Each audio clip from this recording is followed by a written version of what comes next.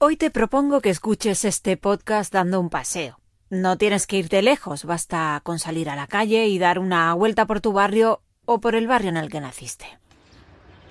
Es muy probable que des con algún edificio que en su momento estuvo lleno de vida, aunque ahora luzca abandonado, porque era un centro de trabajo, o porque era una fábrica, o una infraestructura ferroviaria o de transporte de agua.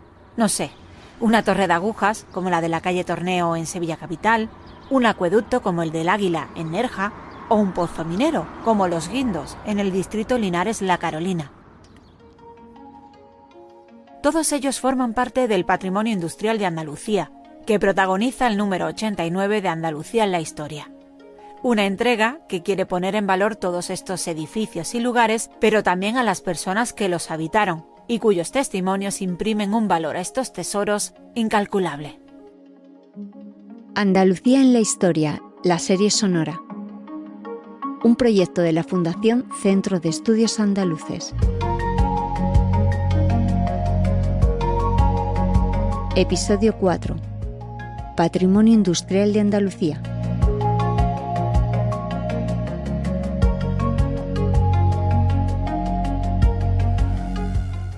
Patrimonio es pedagogía. ¿Por qué? Porque el patrimonio no son piedras, son voces que se alojan en las piedras, ¿no? Si solamente queremos ver piedras, si vamos a Itálica y lo único que pretendemos ver en Itálica es las villas romanas o las termas o el anfiteatro, realmente no estamos entendiendo Itálica porque no estamos escuchando qué es lo que significó realmente esa ciudad desde su fundación en el siglo II a.C. hasta su abandono en los siglos III, IV, etcétera, ¿no? Por tanto, las voces dormidas en el patrimonio, en concreto en el patrimonio industrial, es lo que pretendemos que la gente escuche, que la gente descubra a la hora de enfrentarse a un edificio.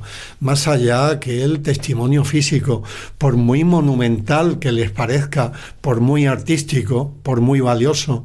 Julián Sobrino es investigador honorario de la Universidad de Sevilla, especialista en Historia de la Arquitectura Industrial y coordinador del número 89 de Andalucía en la historia. He querido ponerte este primer corte porque creo que resume muy bien lo que vas a escuchar a partir de ahora. Este episodio es un homenaje y una reivindicación de todo ese patrimonio que muchas veces pasa desapercibido o incluso se tacha de feo. Una vez dicho esto, vamos con la entrevista a Julián Sobrino. Hola, Julián. Hola, ¿qué tal? Bueno, ¿de dónde surge tu interés por el patrimonio industrial de Andalucía? Pues surge, en primer lugar, porque vivo aquí en Andalucía desde hace tiempo. En segundo lugar, porque forma parte de mi línea de investigación también desde hace mucho tiempo, desde los años 80. Y en tercer lugar, porque considero una responsabilidad tanto social como académica tratar de aclarar cuál fue el papel de Andalucía durante la industrialización a partir de sus testimonios, tanto materiales como inmateriales. Bueno, tengo entendido que ha habido movimientos en defensa de este patrimonio desde hace, digamos, algunas décadas, pero quizás ahora empezamos a escuchar más hablar sobre patrimonio industrial en Andalucía o la necesidad de protegerlo.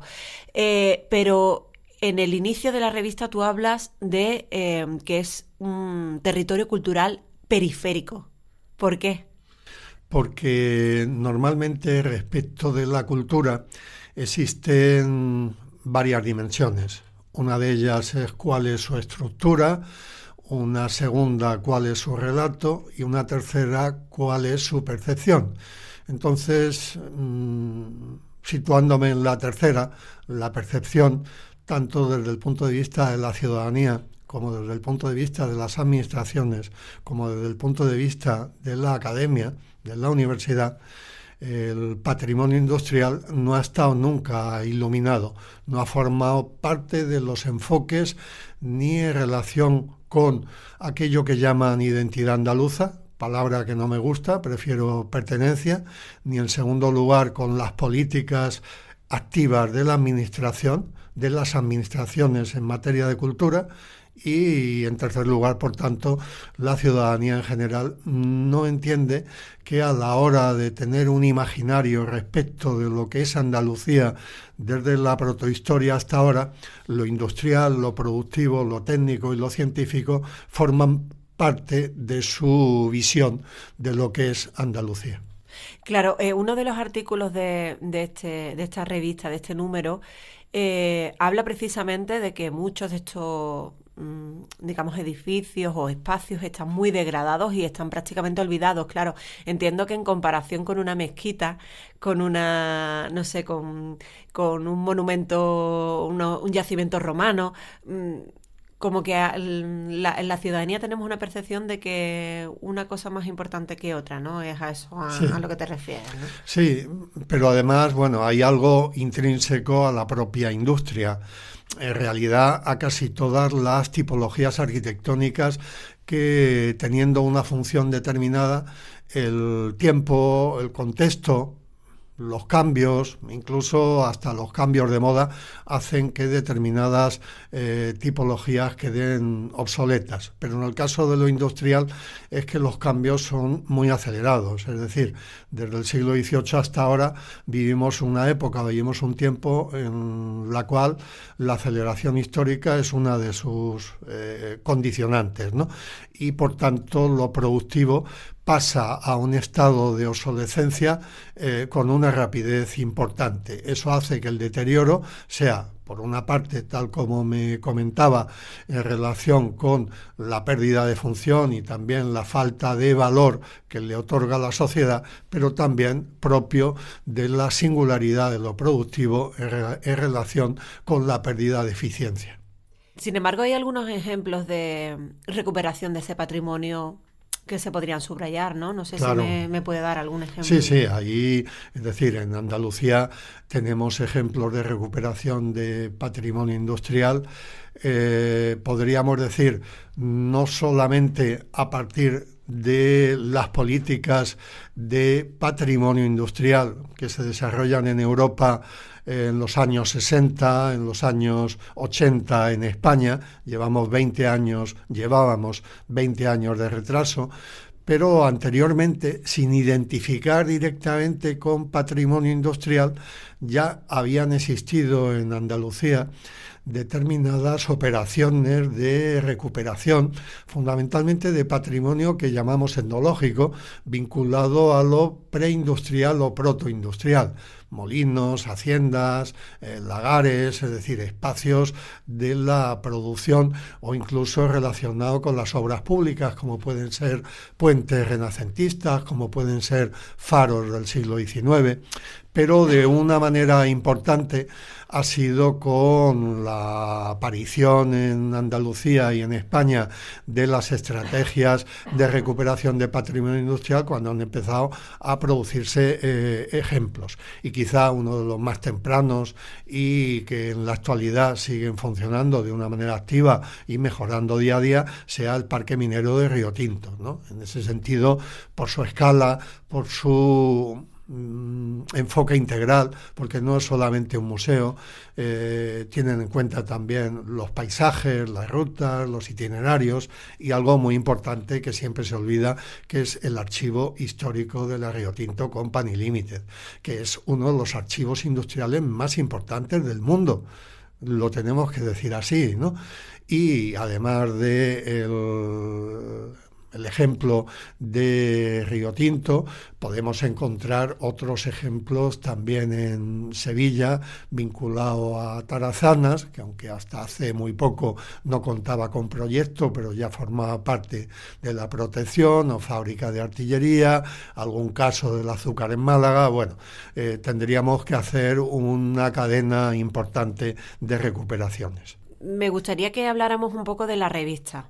Eres el coordinador y bueno, no sé si me puedes explicar un poco cómo se ha articulado el dossier, porque entiendo que es difícil en un dossier de una revista abarcarlo todo, entonces habrás tenido que seleccionar mucho los temas.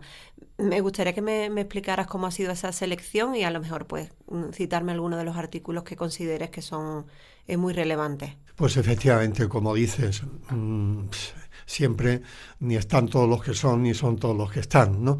Y aquí sí nos referimos a una comunidad como la de Andalucía, que tiene un territorio muy extenso, que tiene una diversidad territorial extraordinaria. No hay que olvidar que el patrimonio industrial está muy vinculado a lo territorial, porque en el fondo, en lo más importante, lo industrial tiene que ver con los recursos, obviamente, ¿no?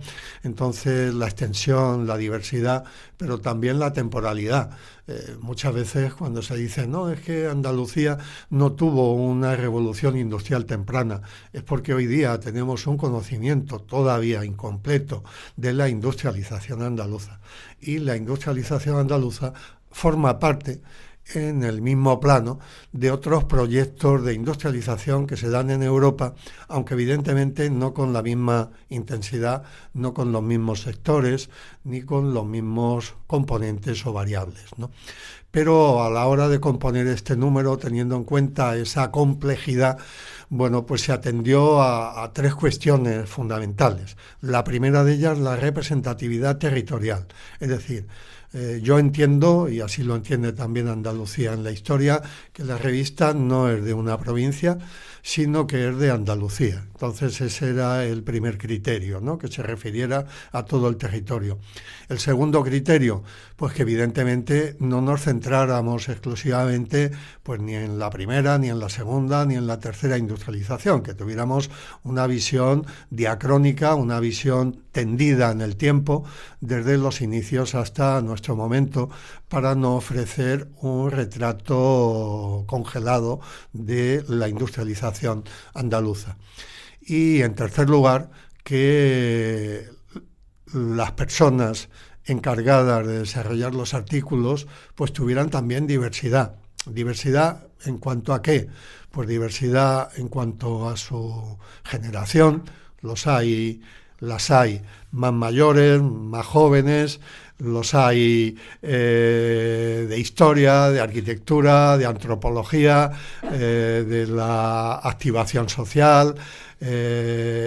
También atendimos a la paridad, intentando, bueno, pues ser un reflejo de lo que la sociedad es desde el punto de vista de su composición de género. Entonces, al final, como decía al principio, ni están todos los que son, ni son todos los que están. Esperemos que esta revista, primero, tenemos la constancia de que le ha gustado mucho a la dirección de la revista, al director, a José Antonio Parejo, pero lo más importante, esperemos que le guste mucho a los lectores de la revista y a los que escuchan este podcast y nos encarguen un segundo dossier sobre patrimonio industrial, porque consideramos que sigue siendo una visión incompleta. Lo último, Julián, si tuvieras que destacar 3 o 4 edificios o espacios o lugares que habría que visitar, habría que vivir para los oyentes del podcast, ¿cuáles serían?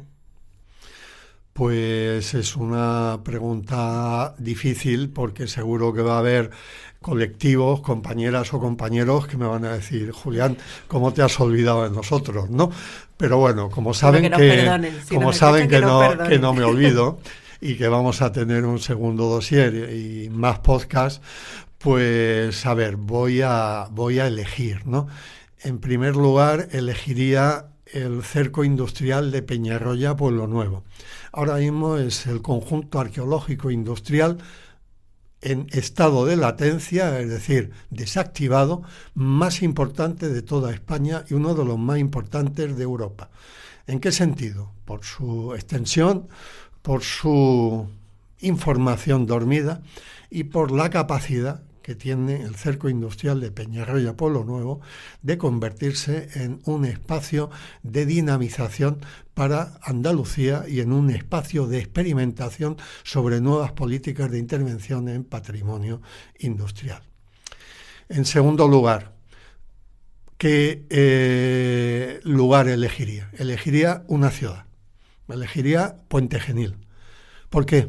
Porque Puente Genil fue la primera ciudad andaluza en contar con alumbrado eléctrico en el último tercio del siglo XIX, porque fue una ciudad que se transformó de ciudad agraria en ciudad agroindustrial, con el esfuerzo de su gente, con el esfuerzo de mucha gente que vino de fuera, de muchos lugares, constituyó un meeting pool, una sociedad de mezcla, donde lo de fuera y lo de dentro se articularon en relación con las industrias de la carne de membrillo, del aceite, del vino, de los vinagres, de las harinas, de la electricidad, y hoy día Puente Genil sigue siendo la ciudad que ilumina el mundo, porque tiene la empresa de electricidad navideña, una de las más importantes del mundo, que es la empresa Martínez. Tercer lugar que escogería, pues escogería algún lugar que todavía no conoce la gente. Es decir, ese lugar que no conoce la gente es el que cada una o cada uno de los que estéis oyendo este podcast no vais a encontrar en el dossier, pero sabéis que existe. Sabéis que existe porque está cerca de vuestro pueblo, cerca de vuestra casa o cerca de los lugares por los que paseáis. Ese lugar que no existe en el dossier, pero que para vosotros sí existe, sería el tercer lugar de patrimonio industrial que elegiría. Pues Julián Sobrino, investigador honorario de la Universidad de Sevilla, especialista en arquitectura industrial y coordinador del número 89 de Andalucía en la Historia. Gracias por estos minutos. Muy bien, gracias a vosotros, ¿no?, por la cercanía, ¿no?, y por estar próximos al patrimonio industrial. La voz del director, José Antonio Parejo.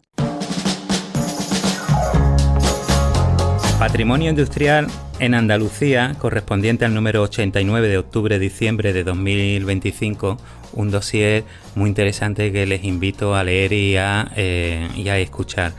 Muchas veces hemos escuchado esto de que Andalucía fue una tierra de atraso, una tierra con la que los andaluces, bueno, se han identificado esa historia negativa. Todo lo contrario, no caigamos en equívoco. En Málaga, por ejemplo, lo saben bien, ¿no? Esa fotografía que ilustra la portada, las chimeneas de la antigua fábrica que hubo en la playa de Welling, ¿no?, y de la que queda en la actualidad esa chimenea, un testigo mudo, ¿no?, pero también un testigo que habla con fuerza de ese pasado, que no es un pasado fracasado, porque en la actividad económica existe un concepto que se llama destrucción creativa, es decir, para progresar hay que cambiar, para progresar hay que dejar atrás, para progresar hay que innovar, y lo que vamos viendo, ¿no?, lo que vamos viendo de esos rastros de industrias antiguas, de esas ruinas, ¿no?, pues nos hablan y nos escriben los historiadores que conforman este dossier. ¿Ustedes se imaginan ir a Roma y no tener ninguna ruina que apreciar, que no exista, por ejemplo, el Panteón? Pues muchas de las grandes obras del mundo romano se perdieron porque no hubo conciencia en el momento de conservación. Gracias al trabajo que Julián Sobrino y muchos colaboradores, investigadores, activistas del patrimonio, gracias a todos estos investigadores, nosotros contamos en Andalucía con monumentos de ese pasado industrial, y también contamos con iniciativas muy potentes que vienen trabajando desde hace muchos años para la recuperación y la conservación de un pasado que debemos legar a los andaluces de las siguientes generaciones, porque aunque esas ruinas aparentemente no sean atractivas, cuando se recuperan y cuando se les da un nuevo uso, pues uno siente un orgullo, ¿no?, de ese pasado, y que nos permite decir que esta tierra fue una tierra con una poderosa actividad industrial que sigue manteniendo en nuestros días, ¿no? Y es un trabajo muy importante, muy interesante, que el Centro de Estudios Andaluces, a través de su revista Andalucía en la Historia, quería darle un sitio, y qué mejor que en una revista de larga trayectoria como Andalucía en la Historia, que, vuelvo a repetir, les invito a leer y a escuchar.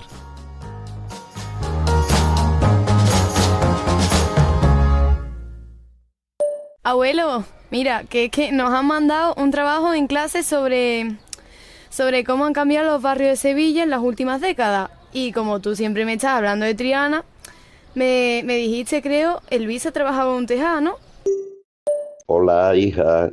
Mi padre trabajaba allí en los alfares, que son unos tejares que habían en la parte de la carretera de Huelva, saliendo de Sevilla, pasando el río. Había a la izquierda, pues había un sitio que se llamaba Las Lomas. Y allí mi padre trabajaba en una fábrica que hacían ladrillos y tejas, y él estuvo allí trabajando mucho tiempo, porque en Triana, como al lado, como allí en el mismo lado, había los barrancos de barro, que era de donde se cogían los barros. Pues en Triana era todo, eminentemente todo alfarería. Por eso existe una calle en Triana que se llama Alfarería. De hecho, en la Plaza de España está recubierta de azulejos muy bonitos, que seguramente lo has visto, y todo lo que hay allí de azulejo y de cerámica, todo es de cerámica trianera. Y allí ha habido siempre mucha tradición de cerámica y loza y eso. Y entonces por eso tu abuelo, desde que era un niño, tu bisabuelo en este caso, trabajó siempre en los tejares y en los alfares y eso. Y de ahí la tradición de nosotros y los recuerdos míos de pequeño. Otra, abuelo, no sabía lo de la Plaza de España. ¿Y tú ibas a la fábrica? Sí, claro, en la fábrica donde trabajaba mi padre, iba yo casi todos los días a llevarle el almuerzo. Me lo preparaba tu abuela y yo le llevaba el almuerzo a mi padre, sobre todo en los periodos míos de vacaciones. Entonces yo iba allí y me quedaba en la fábrica por sitios donde estaban trabajando los trabajadores de la misma fábrica. Y bueno, en fin, entonces no era como hoy, no había no era tan estricto la seguridad y eso, y entonces yo paseaba por allí y me gustaba pasearme por allí, ver los hornos donde cosían los ladrillos, la cerámica, y me gustaba. Vaya, imagino que te estaban llamando. Bueno, no te preocupes, esta tarde me paso por tu casa y ya de paso veo a la abuela, que hace tiempo que nos veo. Lo que me estás contando está muy chulo y tengo más preguntas, ¿vale? Venga, nos vemos luego, un besito. ¡Mua, mua, mua! El Centro Cerámica Triana, en Triana. Esto es un conjunto alfarero de los 3 que quedan en Triana, que ha sido rehabilitado y ha sido para la ciudad. Y ahora tiene muy buena acogida en el barrio y muchísimo interés internacional. Se estaba echando a perder. Y fue el propio barrio de Triana el que se movió para que esto no se quedase así. Yo la verdad que muy orgullosa por el trabajo que se ha desarrollado allí colectivamente, socialmente, y que en ese edificio se ha hablado mucho de la cultura del trabajo, de la memoria de ese trabajo, de los artesanos, de los industriales, de los empresarios, de la sociedad que valoraba el trabajo artesanal, que ahora se vuelve a valorar nuevamente. Esther López es arquitecta y profesora en la Universidad de Granada. Firma uno de los artículos del número 89 de Andalucía en la historia, uno que se centra en la reutilización de espacios industriales. Uno de ellos es el Centro Cerámica Triana del que hablaba Esther en el corte anterior. Ubicado en la antigua fábrica Cerámica Santa Ana, el edificio estaba muy envejecido, con los hornos históricos muy deteriorados. Lo que hicimos fue un trabajo primero de observación directa, que es lo que solemos hacer en arquitectura, que es transitar el lugar, impregnarnos de él, hasta que captamos todo lo que en él hay. Entonces, por una parte, se han protegido todos los elementos vinculados a la industria alfarera, no porque lo dijéramos nosotros, sino porque estaba de obligado cumplimiento en el plan especial de Triana. Y después incluso se han protegido otras cosas por sus valores antropológicos. Y ahí enlazo con el trabajo, pero digo que es un trabajo colectivo. Este trabajo lo hicimos junto a una antropóloga, con Paula Felizón, que hizo un trabajo sobre toda la información disponible de las personas vinculadas a este edificio. Hizo una red de informantes muy plena de todo el barrio de Triana y toda la gente que trabajó allí, y nos fue dando información de cómo se trabajaba allí, qué saberes populares había, todo ese conocimiento. Eso nos ayudó muchísimo. En paralelo, trabajamos con un documentalista, con Antonio Librero, que nos ayudó muchísimo a documentar todo ese proceso histórico de cómo esta fábrica había tenido potencial que tenía. Y bueno, construyendo todo ese argumento, eso unido a los restauradores, que fueron varios, y todo el trabajo, bueno, es que los arqueólogos, es que se forma un equipo humano potentísimo de personas que tienen muchísimo conocimiento, y que todo ello sumado nos aporta al final una forma como de paisaje industrial muy singular que se puede ahora apreciar entendemos en el edificio. Vas allí y como que entiendes un poco de qué va la cerámica de Triana. Hoy en día el Centro Cerámica Triana es un punto de atracción turística en Sevilla y también de interpretación del patrimonio industrial de Andalucía. Pero no es el único hito importante, la reutilización de edificios para otros usos. Segundo ejemplo, la fábrica azucarera San Isidro de Granada. Bueno, pues eso viene como de una experiencia personal de un arquitecto muy bueno que tenemos en Andalucía, que es Juan Domingo Santos, y que ha vivido desde hace décadas ese edificio como una experiencia vital personal. Un edificio abandonado que se dedicó al azúcar, a la remolacha, después a la destilería. Bueno, en fin, tiene como todas las industrias, mucha evolución. Pero bueno, esto cerró y desde entonces, bueno, él ha ido como haciendo experiencias arquitectónicas y un poco también artísticas y personales ahí en el edificio, de manera que lo ha ido viendo de tal manera que ha generado un proceso de investigación a través también colectivo, porque también es profesor en la universidad, y ha generado un equipo de trabajo de personas implicadas en el edificio, de tal manera que ahora el edificio lo ha adquirido la Universidad de Granada y ahora va a ser un centro de investigación. Es que esto es súper pionero en Andalucía, para trabajar sobre el paisaje de la Vega de Granada, donde se implanta esta fábrica.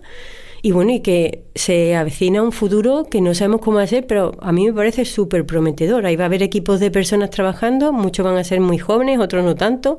Van a hablar sobre la propia Vega, que es una vega muy dinámica. Quizás te has dado cuenta de que Esther ha hecho hincapié en nombres propios que han participado en la recuperación de ambos espacios.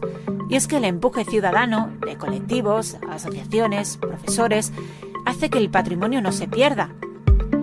No ocurre siempre, eso es verdad, pero la presión y la unión puede ser el resorte que empuje a una administración a interesarse por un espacio. Entonces, claro, muchas administraciones, las que son más, las que nos desaniman más a los ciudadanos, son las que piensan en 4 años. Pero ¿qué ocurre? Que cuando alguien no piensa solo en 4 años, sino que piensa en su participación dentro de la sociedad, cuando te encuentras con administraciones así, de repente se unen al ciudadano. Y son estos colectivos, junto con las administraciones, los que consiguen cosas, porque realmente estos espacios son muy difíciles de acometer en periodos cortos, vamos, yo diría que imposible. Y eso nos lleva al tercer ejemplo, la industria del Guadiato, en la provincia de Córdoba. De él, si recuerdas, ya nos ha hablado Julián Sobrino en la entrevista inicial. Cerco es que es un sitio muy potente, y en Peñarroya, Pueblo Nuevo, ahí se está viviendo una experiencia que a mí me parece extraordinaria a nivel, sobre todo, de la capacidad que tenemos los humanos para luchar por lo que en realidad nos interesa y nos importa. Y bueno, ahí es que se ha producido como se está produciendo un conocimiento muy pausado, pero muy, muy solvente, de personas que están desde la propia, a nivel muy local, promocionándose a nivel supralocal totalmente, rehabilitando muy poco a poco y trabajando muy poco a poco con colectivos, por ejemplo, los educativos, con los chavales de los centros educativos.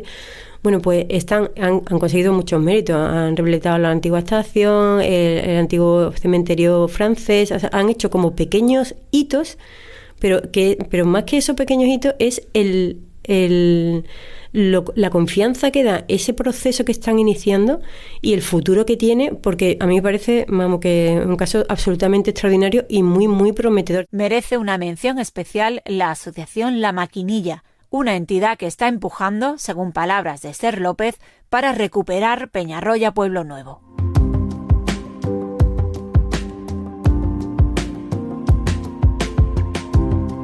Uno de los elementos que más llama la atención de este dossier de Andalucía en la historia sobre patrimonio industrial de Andalucía son las fotografías.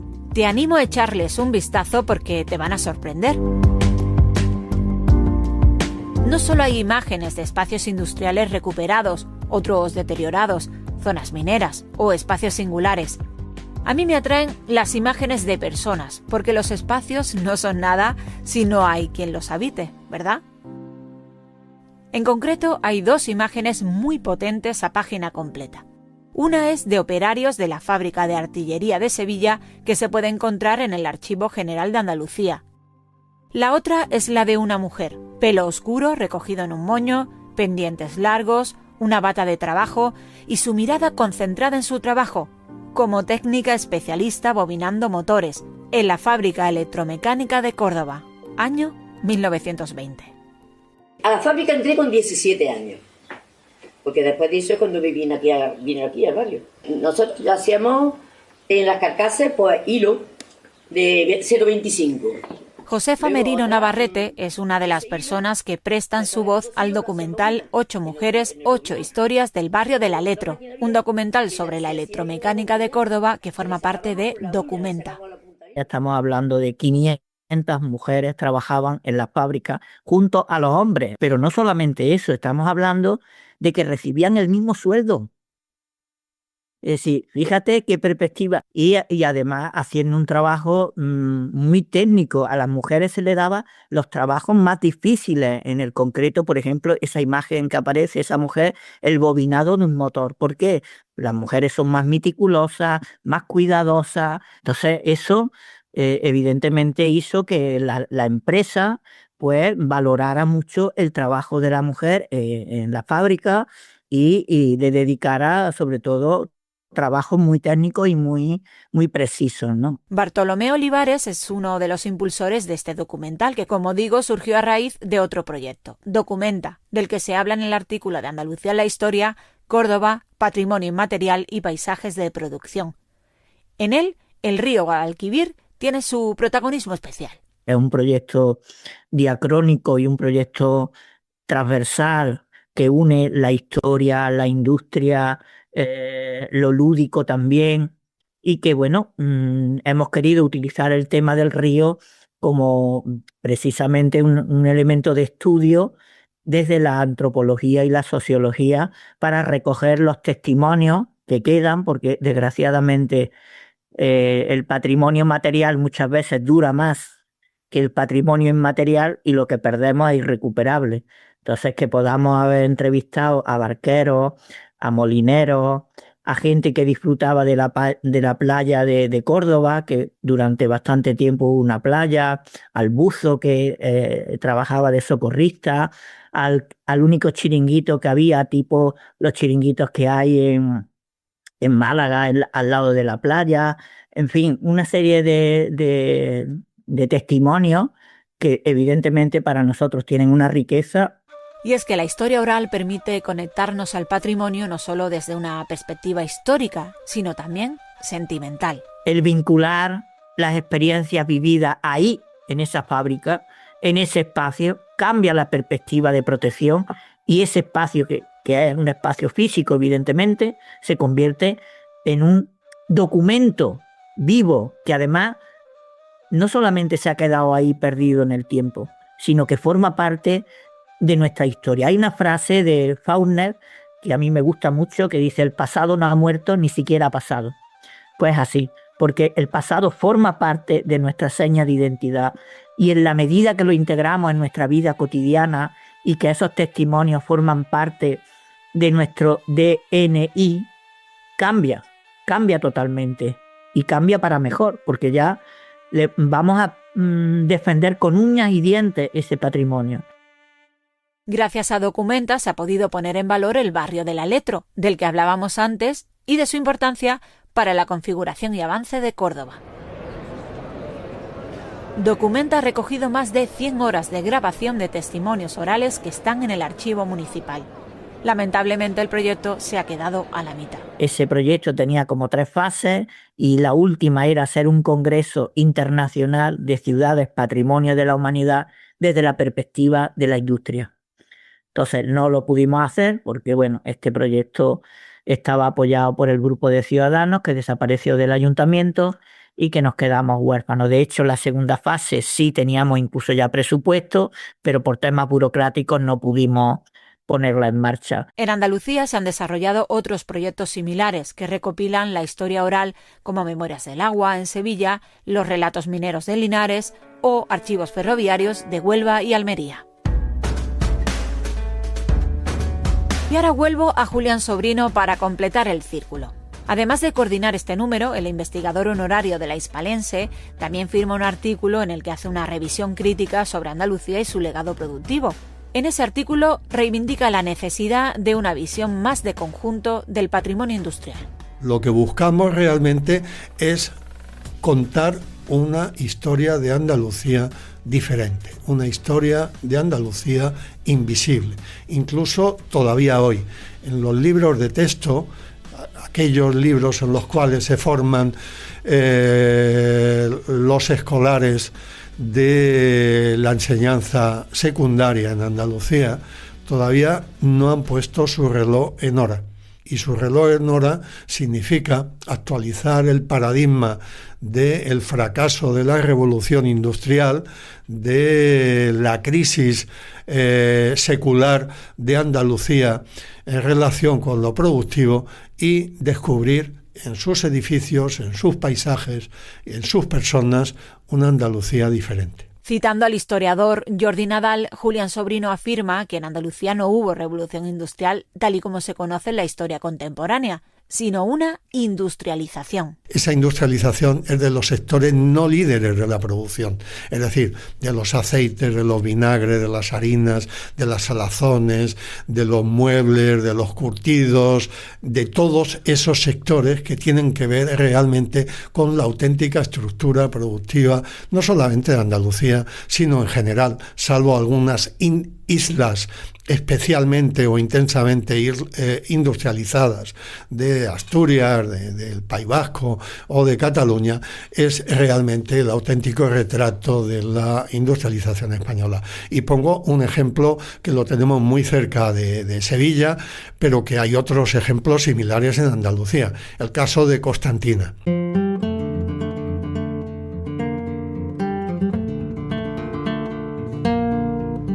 Entre 1890 y 1940-1950 vive una explosión auténtica vinculada a los aguardientes.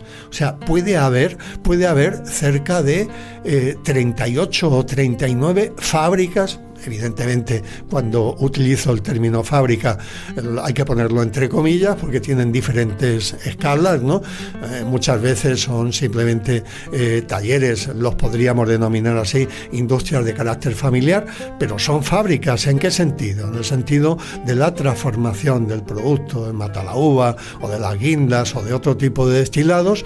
Y ahora mismo en Constantina hay un patrimonio dormido que tiene que ver con los aguardientes, con los anisados, extraordinario, que lo que no entiendo es cómo Sierra Norte y Constantina en concreto no son capaces de sacarle más partido a ese legado.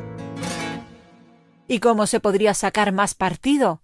Un primer paso sería inventariar todo ese patrimonio. Andalucía necesita un inventario de patrimonio industrial. Los sistemas de registro o de catalogación, que sí que contamos con algunos, ya sean de carácter sectorial o de carácter territorial, ya están obsoletos. ¿Por qué?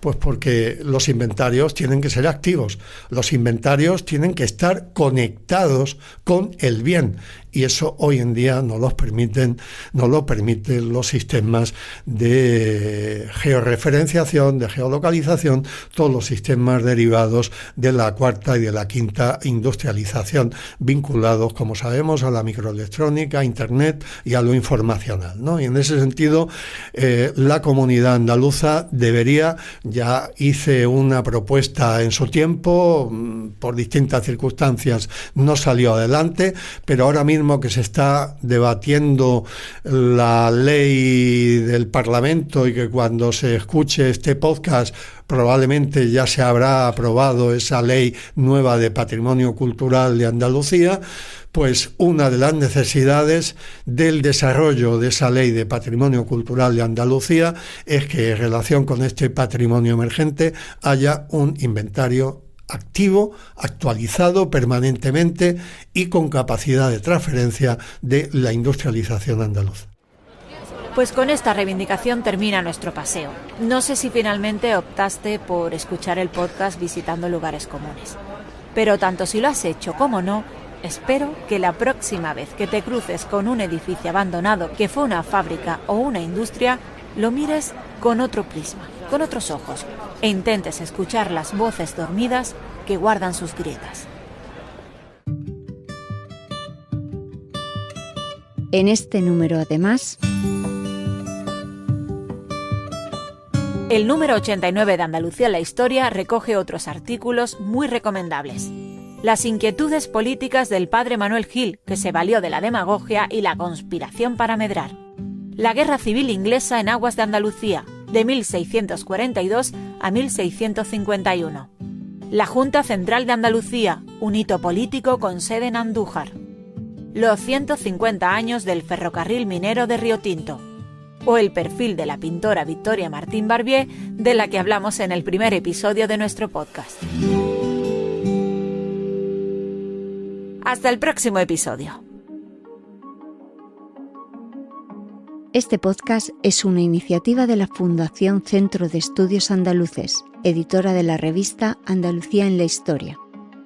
Una publicación trimestral con más de 20 años de trayectoria, pensada para todas las personas interesadas en descubrir, de forma rigurosa y amena, los acontecimientos, personajes, hitos y documentos que han marcado el pasado de Andalucía, desde la prehistoria hasta la actualidad.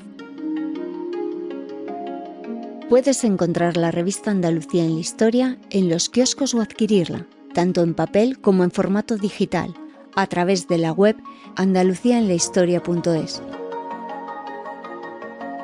Y si quieres seguir nuestros podcasts, suscríbete a Andalucía en la Historia, la serie sonora, en tu plataforma de audio favorita.